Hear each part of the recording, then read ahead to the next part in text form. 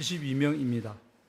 그 가운데 수도권의 확진자는 55명이고 그 외 비수도권 지역은 17명입니다. 어제 사망하신 분은 5분입니다. 고인들의 맹복을 빌고 유가족들에게는 깊은 위로의 말씀을 드립니다. 오늘은 지난 8월 23일부터 적용되었던 비수도권 지역의 거리두기 2단계의 마지막 날로서 이 조치의 연장 여부를 결정해야 합니다. 전 국민적인 거리두기 노력으로 수도권을 제외한 지역의 국내 환자 발생 수는 안정적으로 감소하는 양상을 보이고 있습니다.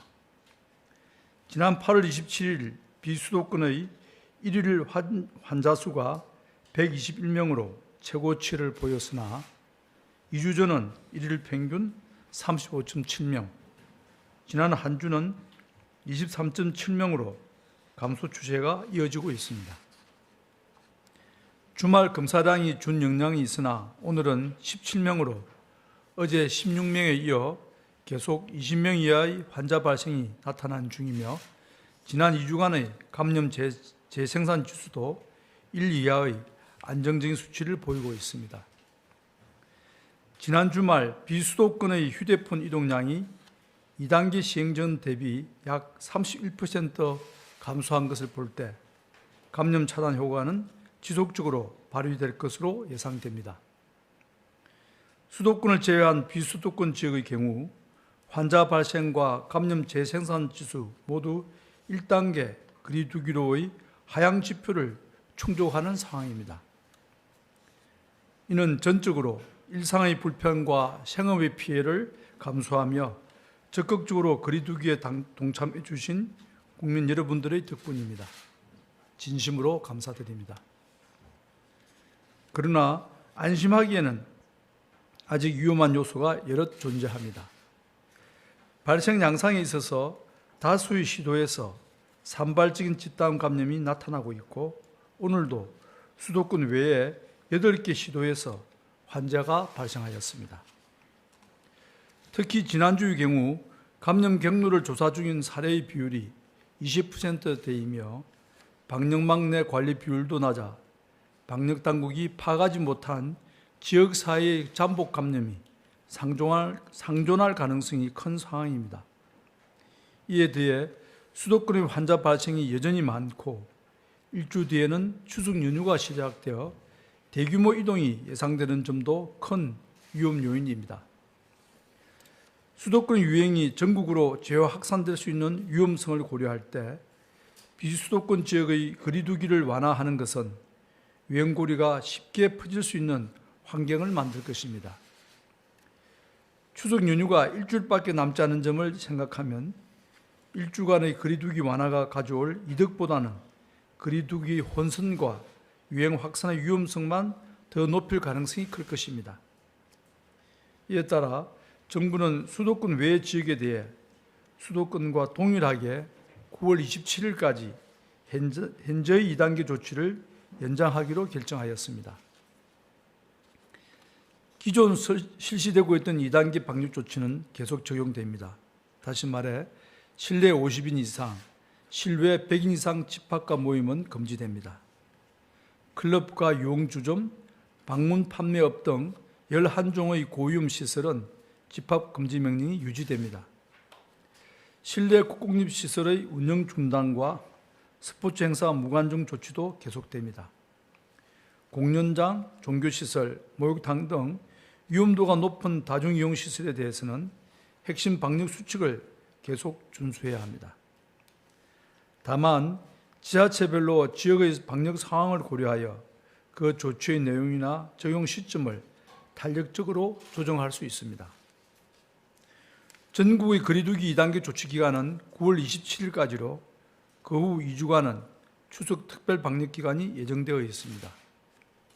정부는 추석 특별 방역 기간을 향후 가을철 재유행 또는 1단계 생활 방역 체계 전환 등을 결정지을 중대한 분수령으로 보고 이동 자제 권고와 방역 관리 종합 계획을 발표하고 범정부적인 대응을 실시하고 있습니다. 또한 이 기간 중의 사회적 거리두기 조치를 좀 더 강화할 예정으로 관계 부처와 전문가들의 의견을 수렴하여 검주 중 세부 내용을 발표할 계획입니다.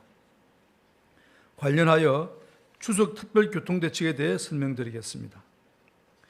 교통연구원의 설문조사에 따르면 이번 추석 기간의 일일 평균 이동량은 작년 대비 약 28.5% 감소할 것으로 전망됩니다.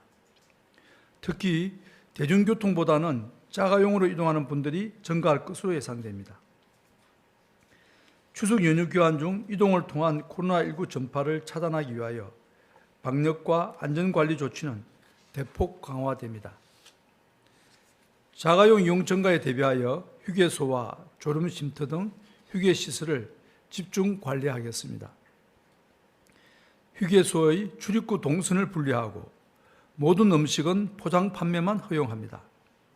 실내 테이블은 운영을 중단하고 야외 테이블마다 투명 가림막을 설치할 계획입니다.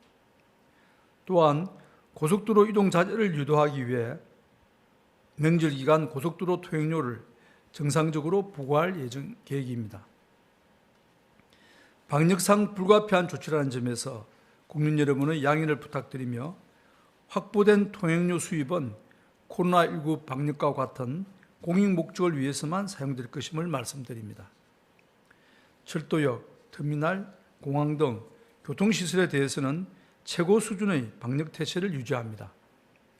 철도는 좌석 판매 비율을 50%로 제한하고 버스, 항공, 여객선 등은 창가 좌석의 우선 예매를 권고하고 있습니다.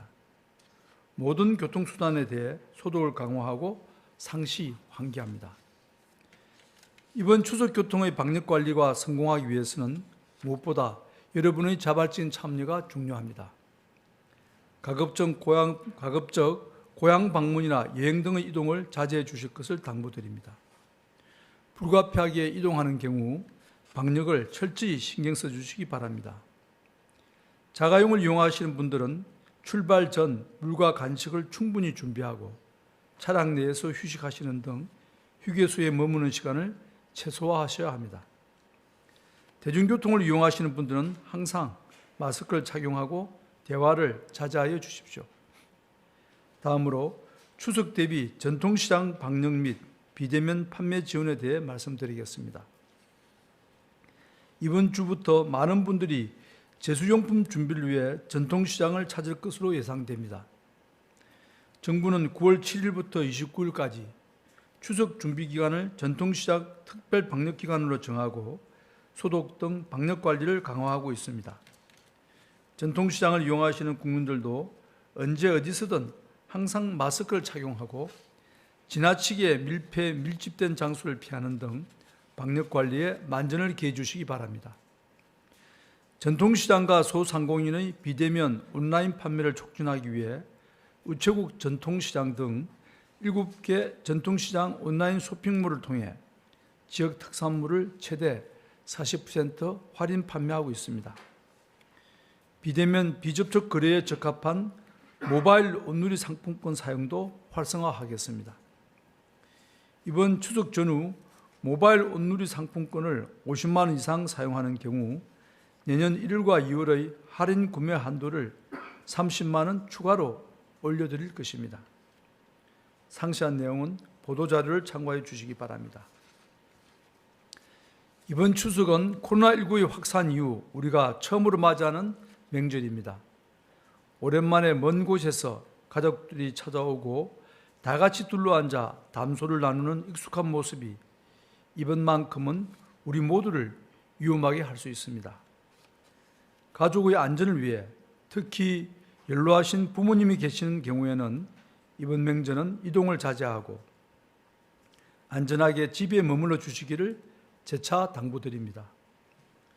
그간 거리두기로 가족 간에 오래 뵙지 못한 분들도 많으실 것이기에 방역당국자로서 송구한 마음입니다. 하지만 이번 명절을 어떻게 보내느냐가 이번 가을과 겨울 우리의 일상을 결정지을 것입니다. 지난 5월과 8월의 연휴 기간의 여파가 우리에게 남긴 힘든 시간을 기억하여 주십시오. 국민 여러분, 특히 수도권 주민 여러분께 당부드립니다. 당분간 사람과의 접촉을 최소화해 주시고 안전한 집에만 머물러 주시길 바랍니다. 불필요한 외출을 삼가해 주시고 약속과 모임을 잡지 말아 주십시오. 여러분의 적극적인 협조 덕분에 코로나19의 유행이 점차 안정화되고 있습니다. 우리가 목표하는 곳까지 얼마 남지 않았습니다. 정부도 빠른 시일 내에 방역망의 통제력을 확실히 회복할 수 있도록 긴장의 끈을 놓지 않고 방역 관리에 모든 노력을 기울이겠습니다. 감사합니다.